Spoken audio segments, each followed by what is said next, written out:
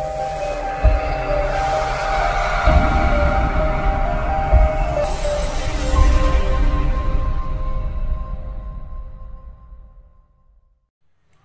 बच्चों, आप सभी का फिर से मेरे चैनल हिंदी टेक 43 पर स्वागत है। कैसे हो आप सभी? आज मैं कक्षा 9 का जो काव्य खंड है उसमें से रसखान जी का सवैया यह पाठ लेकर आई हूँ। और कक्षा 9वीं में जितने भी चैप्टर आएंगे उनके मैं बारी बारी से वीडियो बनाने वाली हूँ। इसलिए मैं आपको फिर से एक बार कहना चाहूँगी कि अगर आपने अब तक मेरे चैनल को सब्सक्राइब नहीं किया है तो सबसे पहले मेरे चैनल को सब्सक्राइब करें, ताकि मैंने अब तक जितने भी वीडियो बनाए हैं उसकी पूरी प्लेलिस्ट आपको मिल जाए और आने वाले समय में मैं जितने भी वीडियो बनाने वाली हूँ उसकी नोटिफिकेशन आपको मिल जाए। तो आइए शुरू करते हैं रसखान जी के सवैये। जैसे कि सवैया एक साहित्य प्रकार है, जैसे कि कबीरदास जी का दोहा, फिर प्रार्थना होती है, कविता होती है, वैसे सवैया एक साहित्य प्रकार है। तो आइए रसखान जी के सवैये को समझते हैं। पहला सवैया, मानुष हो तो वही रसखानी, बसो ब्रज गोकुल गाँव के ग्वारा। तो रसखान जी कृष्ण भक्त थे, इसलिए वो भक्ति में इतने डूब गए थे कि वो हर समय भगवान कृष्ण को अपने समीप देखना चाहते थे। तो इस उद्देश्य से उन्होंने ये सवैया लिखा है कि हे प्रभु, हे भगवान, अगर आप मुझे मनुष्य का जन्म दे, मनुष्य हो तो अगर आप मुझे मनुष्य का जन्म दें तो वही रसखानी बसो ब्रज गोकुल गाँव के द्वारा, तो मुझे ब्रज में रहने का अवसर दीजिएगा, ताकि मैं गोकुल गाँव में ग्वालों के साथ रह सकूं और भगवान कृष्ण की समीपता पा सकूं। जो पशु हो तो कहा बस मेरो, चरो नित नंद की धेनु मंजारण। यदि आप मुझे पशु का जन्म देते हो तो मुझे वहाँ पर मैं बसना चाहूँगा जहाँ पर जो नंद की धेनु है, मतलब नंद बाबा की जो गाय है उसको भगवान कृष्ण चराने ले जाते, तो मैं उन गायों के बीच में रहना चाहूँगा, ताकि मैं भगवान की समीपता का अनुभव कर सकूँ। पाहन हो तो वही गिर को, जो कियो हरि छत्र पुरंदर धारण। पुरंदर मतलब इंद्र, तो पाहन का अर्थ होता है पत्थर, गिरी मतलब पर्वत। तो अगर आप मुझे पत्थर का रूप देना चाहते हो, पत्थर के रूप में जन्म देना चाहते हो, तो मैं उस पर्वत का पत्थर बनना चाहता हूँ, जिसे भगवान कृष्ण ने इंद्र का अभिमान तोड़ने हेतु अपने करधनी पर धारण किया था। जो खग हो तो बसेरो करो, मिली कालिंदी कुल कदम्ब की डारिन। कालिंदी का अर्थ होता है जमुना नदी, खग मतलब पक्षी, बसेरो करो मतलब बसेरा करना, कदम्ब की डार मतलब कदम्ब के पेड़ की डाली। तो हे प्रभु, यदि आप मुझे पक्षी का जन्म दे रहे हो तो मैं उस पेड़ की मतलब उस कदम्ब के पेड़ की डाली पर बसना चाहूँगा, जहाँ पर जमुना किनारे भगवान कृष्ण जिस डाली पर हमेशा बैठकर अपनी मधुर बांसुरी बजाते हैं। आगे का सवैया है, या लकुटी अरु कामरिया पर, राज तिहु पुर को तजी डारो। तो भगवान कृष्ण का जो बहुत ही मनमोहक रूप है उसका वर्णन इस सवैया में कवि ने किया है कि लकुटी और कामरिया, कामरिया मतलब कंबल। भगवान कृष्ण जब गायों को चराने जाते थे ग्वाले के रूप में, तो अपने हाथ में एक लकड़ी ले लेते थे और एक कंबल धारण कर लेते थे। तो इस वजह से उस लकड़ी और कंबल पर मैं तीनों ही लोगों का राज पाट निछावर कर देना चाहता हूँ, क्योंकि उसको पाकर, उसको देखकर, उसको हासिल करके जो सुख मिलता है उससे भी अधिक सुख मुझे भगवान कृष्ण की लकड़ी और कमरिया धारण की हुई मूर्ति को देखकर, छवि को देखकर मिलता है। आठवो सिद्धि नव निधि के सुख, नंद की गाय चराई बिसारो। और जो सुख मुझे आठवो सिद्धि और 9 निधियाँ पाकर मिलता है, वह उससे कई ज़्यादा सुख मुझे नंद की गाय चराने से प्राप्त होता है, क्योंकि भगवान कृष्ण हमेशा उन गायों के समीप रहते हैं।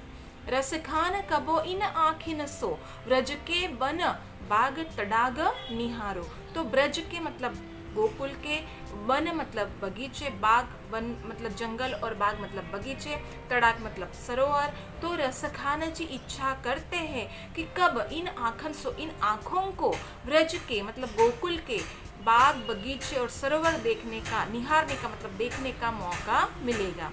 कोटि का एक कलधोद के दाम, कलधोद मतलब सोने और चांदी से बने हुए महल, तो करोड़ों महलों को भी मैं निछावर कर देना चाहता हूँ। किसके सामने? तो करील के कुंजन ऊपर वारो, करील मतलब कांटो भरी, तो कुंजन मतलब व्रज की कांटो भरी झाड़ियों में रहने से मुझे वह सुख मिलता है जो सुख मुझे करोड़ों सोने चांदी के महलों में भी रहकर मिलता नहीं है। इसलिए मैं करोड़ों सोने चांदी के महलों को उस व्रज के कांटों भरी झाड़ियों पर निछावर कर दे सकता हूँ।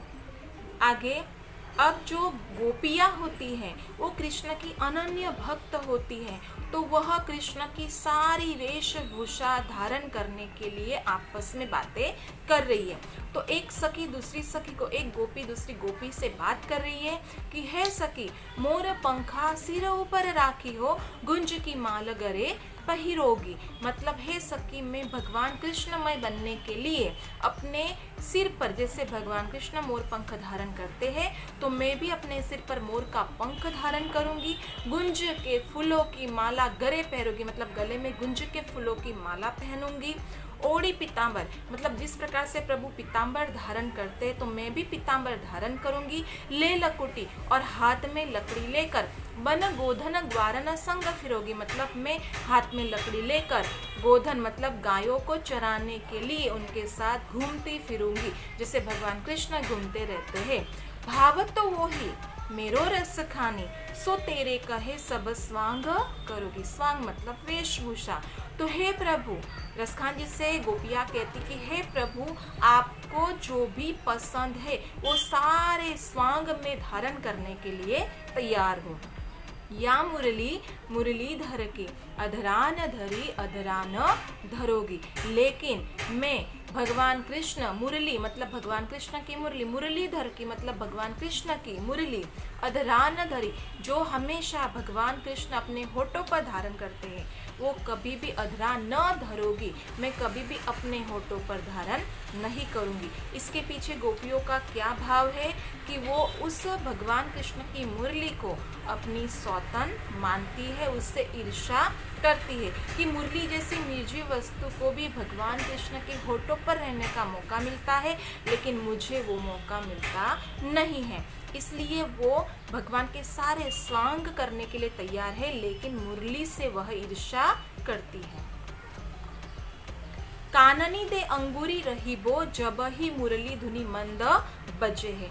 अब जब भी भगवान कृष्ण मुरली बजाती थी तो गोपियाँ अपनी सुध बुध भूल कर अपने हाथ में लिए सारे काम काज को छोड़ छाड़ कर वह भगवान कृष्ण के समीप जाकर बैठ जाती थी, और ऐसे में उनका पूरा दिन निकल जाता था, उनको किसी भी चीज़ की सुध बुध रहती नहीं थी। तो इसलिए गोपियाँ मन में ठान लेती है कि काननी दे अंगूरी, कान में मैं उंगली डाल दूंगी, रही बो रहना, जब ही जब मुरली धुनी मंद बजे, जब कृष्ण की मुरली मंद मंद बजना शुरू होगी तब मैं अपने कानों में उंगलियां डाल दूंगी ताकि मुझे उसकी धुन सुनाई न दे और मैं अपनी सुध बुध भूलकर उस तक पहुंच न जाऊं। मोहनी तानन सोरस खानी, अटा चढ़ी गोधन गहे तो गेहे।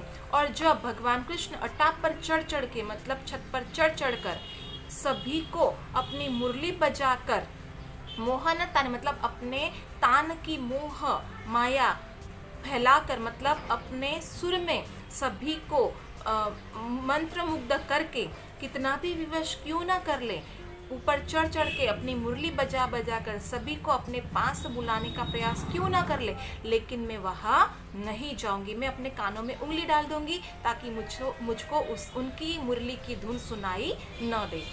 तेरी कहो सिगरे ब्रज लोगनी, काली को कितनो समझे। तेरी का मतलब है पुकारना।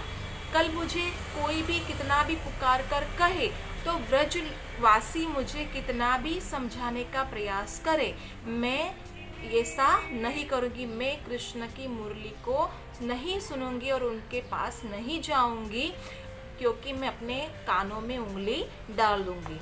मायरी वा मुख की मुस्कानी, समारी न जेहे न जेहे न जेहे। लेकिन मैं विवश हूँ, हे मैया मैं विवश हूँ, मैं कितना भी कुछ कर लूँ, मुझे सारे व्रजवासी कितना भी समझा दे, मैं अपने आप को कितना भी रोक लूँ, लेकिन हे मैया मायरी, हे मैया वाह मुख की, उस मुख की मुस्कानी, मुस्कान इतनी सुंदर है कि जिसको देखकर संभारी न जय है न जय है न जय, मतलब मैं अपने आप को संभाल पाती नहीं हूँ, न चाहते हुए भी मैं कृष्ण के समीप जाकर बैठ ही जाती हूँ। तो इस प्रकार से इस सवैया में कवि ने भगवान कृष्ण के मनमोहक रूप का जादू कैसा था, उसका प्रभाव गोपियों पर किस तरीके से होता था, उसका वर्णन बहुत ही सुंदर तरीके से किया है। तो आज के वीडियो में इतना ही, अगले वीडियो में फिर से मिलेंगे। वंदे मातरम।